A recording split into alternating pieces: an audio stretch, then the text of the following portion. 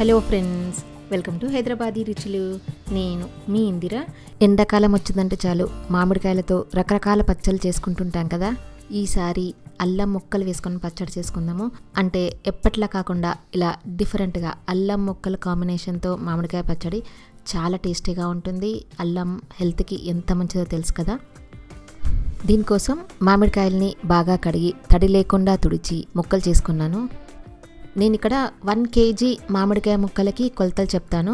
పక్కా కొలతలతో ఇలాగే చేసుకుంటే చాలా బాగుంటుంది. 1 kg మామిడికాయ ముక్కలు ఉంటే అల్లం 1/2 kg తీసుకోవాలి. అంటే మామిడికాయ ముక్కల్లో సగం అన్నమాట. కారం పొడి 1/4 kg, సాల్ట్ 200 grams వరకు తీసుకోవచ్చు. వెల్లుల్లిపాయలు 1/4 kg తీసుకోవాలి.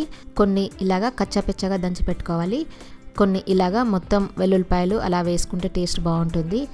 తర్వాత బెల్లం పొడి ఒక 2 tablespoons బెల్లం వేసుకోవాలి. నేను ఇక్కడ బెల్లం పౌడర్ వేసుకున్నాను. అల్లం ఘాటుని బెల్లం మేనేజ్ చేస్తుంది. 40 grams ఆవాల్ని పొడి చేసి పెట్టుకోవాలి. 40 grams మెంతుల్ని వేయించి పొడి చేసుకోవాలి. 40 grams జీలకర్ర వేయించి పొడి చేసుకోవాలి. ముందుగా మనం పోపు వేసుకుందాము. ఎందుకంటే ఈ ముక్కలకి మనం కారం ఉప్పు పట్టించేలోపు పోపు చల్లారుతుంది. ప్యాన్ వేడెక్కిన తర్వాత 1/4 kg ఆయిల్ వేసుకోవాలి. నేను ఇక్కడ పల్లి నూనె వేసుకున్నాను. పల్లి కానీ నువ్వుల నూనె కానీ వేసుకోవచ్చు. దీంట్లో 2 teaspoons ఆవాలు, 2 teaspoons జీలకర్ర వేసుకోవాలి. ఆవాలు జీలకర్ర వేగిన తర్వాత ఎండుమిర్చి గింజలు ఉంటాయి కదా, అవి కూడా 2 teaspoons వేసుకొని వేయించుకోవాలి. అంటే ఇవి కలర్ మారే వరకు వేయించుకోవాలి. తర్వాత స్టవ్ ఆఫ్ చేసుకుని చల్లారనివ్వాలి.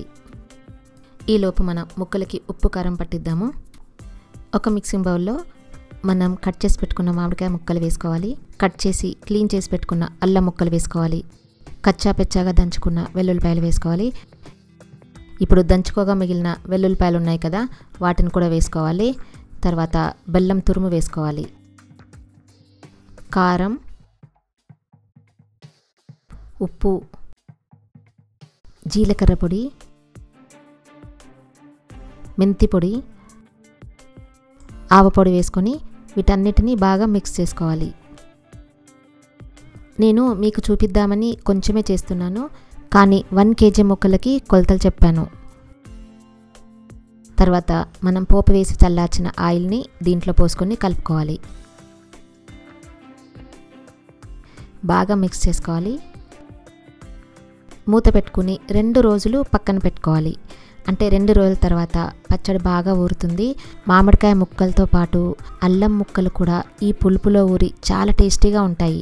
అల్లం ఘాటుతో మామిడికాయ పులుపుతో డిఫరెంట్ టేస్ట్తో పచ్చడి మళ్ళీ మళ్ళీ తింటారు. నేను చెప్పడం కాదు, మీరు చేసుకొని చూస్తే మీరే అంటారు. ఇదిగో చూడండి, 2 రోజులు పక్కన పెట్టిన అల్లం ముక్కలు మామిడికాయ పచ్చడి చూస్తుంటేనే తినాలనిపిస్తుంది కదా. ఏ పచ్చళ్ళైనా గాజు సీసాలో కానీ లేదా పచ్చళ్ళు వేసుకునే జాడీలలో కానీ వేసుకోవాలి. ప్లాస్టిక్ డబ్బాలు కానీ లేదా మెటల్ కానీ అస్సలు వాడకూడదు.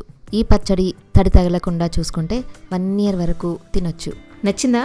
ఈ వీడియో నచ్చినట్టయితే లైక్ చేసి ఫ్రెండ్స్ అందరికీ షేర్ చేసి సబ్స్క్రైబ్ చేయడం అస్సలు మర్చిపోకండి. Thank you for watching.